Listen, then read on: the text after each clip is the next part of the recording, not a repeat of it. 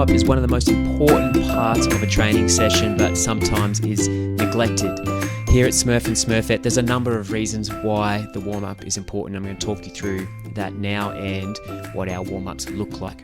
Essentially, a warm-up's not only good for warming up the body and preparing it for training or racing that is about to happen, but it also has a number of key reasons why it's important.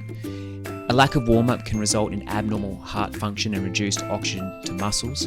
A good warm-up slowly diverts blood from areas such as digestion, the brain and other systems to the working muscles, improves the range of movement, mechanical efficiency and oxygen to the muscles, and also provides an opportunity for fat oxidation as we keep the heart rate low when we move into training.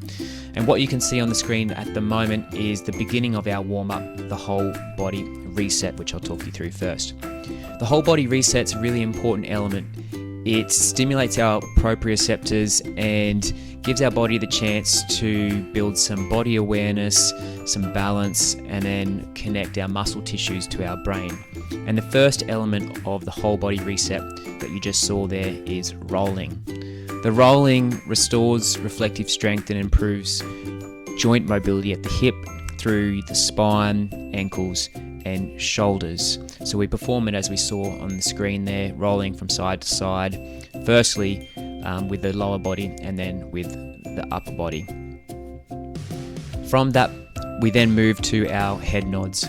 The head nods help mobilize the thoracic spine, hips, ankles, and also improve balance. After approximately 8 to 10 head nods, we then move into rocking. So these are functional movements that prepare our body ready for the workout that we're about to participate in.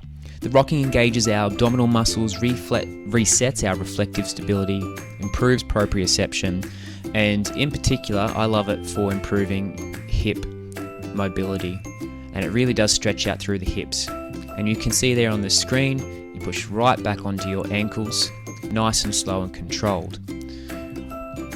After 5 to 8 rocks back and forth, sit back in the hips there, 5 to 8 head nods, and then another 5 to 8 rocks. And then finally we finish with crawling. And crawling is one of those skills that are lost from when we're a baby. But it's really important because it floods the body with proprioception, strengthens shoulders and hips, and really connects the brain to the muscles that you're about to move in your training session. And then from the whole body reset, we then move onto the foam roller to really begin the warm-up and get our body ready and our muscles ready for the session or race that we're about to participate in. With the rolling here, it is only short, 3 to 5 minutes, fast, fluid movements. We're not spending a lot of time on individual muscles or tight spots. You can save that for later or after a training session. The idea of rolling here before your training session is to get blood pumping and starting to move through your muscle groups. And in particular, prior to running or cycling, we're focusing on the lower body. You can see how fast and fluid the movements are on the screen there, and we're not spending a lot of time on individual muscles.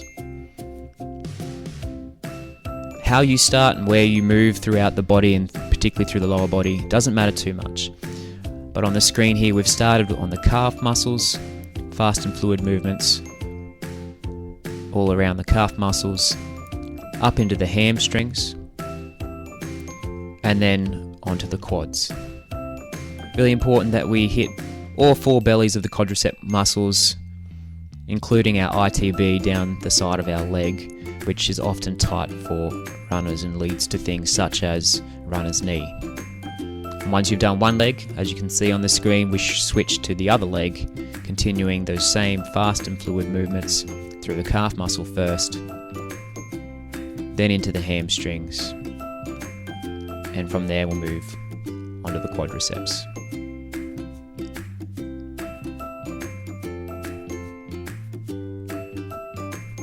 We aren't massaging as such, we are just getting some oxygen flowing to the muscles, getting our body ready for the hard work that's about to come. as well as through the calves, hamstrings, and quadriceps. We also work through the glutes and our hips as well.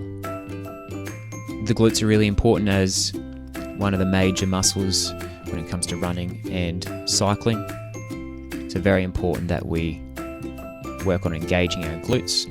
And as you can see there, we continue those fast and fluid movements.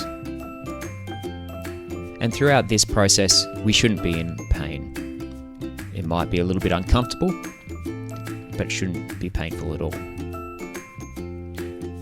And from the glutes, rolling around into the hips, just loosening them up, promoting oxygen and blood flow.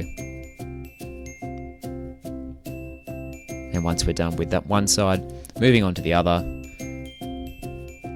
again through the glutes, and then through the hips again.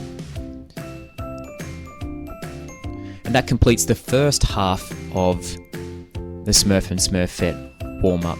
This part, the whole body reset and the foam roller, can take anywhere from 5 to 10 minutes. It doesn't have to be long.